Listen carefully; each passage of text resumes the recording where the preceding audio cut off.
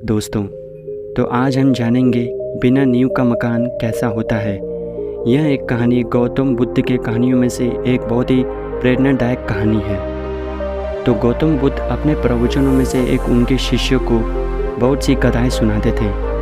यह कथा भी उनमें से ही एक है। कभी किसी काल में किसी नगर में राम और श्याम नामक दो धनी व्यापारी रहते थे। वे दोनों ही अपने धन और वैभव का बड़ा प्रदर्शन करते थे।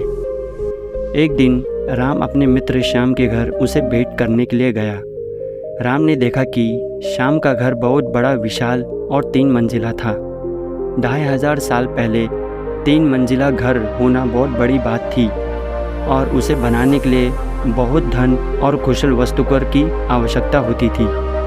राम ने यह भी देखा कि नगर में सभी निवासी श्याम के घर को बड़े विस्तार से देख रहे थे और उसकी बहुत बड़ाई करते थे। अपने घर वापसी पर राम बहुत उदास था कि श्याम ने घर में सभी का ध्यान खींच लिया था। उसने उसी वास्तुकार को बुलवाया जिसने श्याम का घर बनाया था। उसने वास्तुकार से श्याम के घर का जैसा ही 3 मंजिला घर बनाने को कहा। वास्तुकार ने उसी काम के लिए उसे हानि भर दी और काम शुरू हो गया। कुछ ही दिनों बाद राम का काम मुआयना करने के लिए निर्माण स्थल पर गया। जब उसने नींव खोदने जाने के लिए मजदूरों को गहरा गड्ढा खोदते देखा तो वास्तुकार को बुलाया और पूछा कि इतना गहरा गड्ढा क्यों खोदा जा रहा है। मैं आपके बताए अनुसार 3 मंजिला घर बनाने के लिए काम कर रहा हूँ। वास्तुकार ने कहा, सबसे पहले मैं मजबूत नींव बनाऊंगा, फिर क्रमश पहली मंजिल, दूसरी मंजिल और तीसरी मंजिल बनाऊंगा। मुझे इस सब से मतलब नहीं, कोई मतलब नहीं, राम ने कहा। तुम सीधे ही तीसरा मंजिल बनाओ और उतना ही ऊंचा बनाओ जितनी ऊंची तुमने श्याम के लिए बनाई थी। नींव की और बाकी मंजिलों की परवाह मत करो। ऐसा तो नहीं कर सकता, वास्तुकार ने कहा।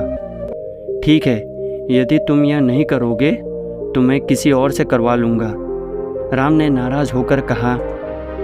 उस नगर में कोई भी वास्तुकार नींव के बिना वह घर नहीं बन सकता। फलत वह घर कभी नहीं बन पाया है।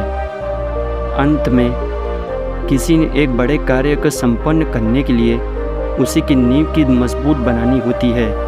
अगर क्योंकि नींव मजबूत नहीं होगी, वह काम को योजनाबद्ध तरीके से किया जाना चाहिए हमेशा, क्योंकि अगर नींव मजबूत नहीं होती तो वो काम संपूर्ण होगा कैसे। तो हमेशा नींव के नीचे जो भी आप कार्य करें उसकी नींव इतनी मजबूत रखें कि कोई भी आपको गिरा ना सके।